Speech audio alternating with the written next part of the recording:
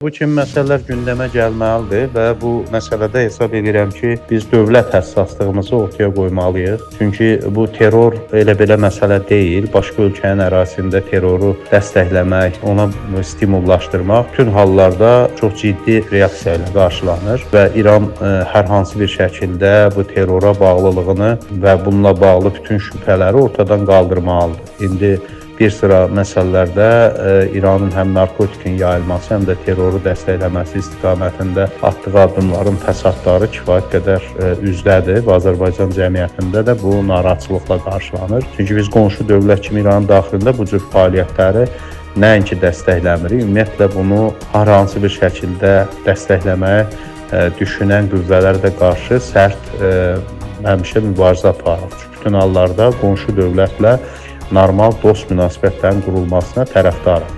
Bu baxımdan da İranın bu məsələlərdə daha həssas davranması önəmlidir. Ola bilsin siyasi rejimi fərqli olar, ideoloji baxışlar fərqli ola bilər, amma başqa dövlətə, qonşu dövlətə xüsusilə bu cür elementləri köçürmək, bu cür niyyətləri burada gerçəkləşdirmək yol verilməzdir. Və ölkə prezidenti haqlı olaraq səfiri ilə bağlı məsələdə İranın qeyri-səmimi davrandığını göstərdi.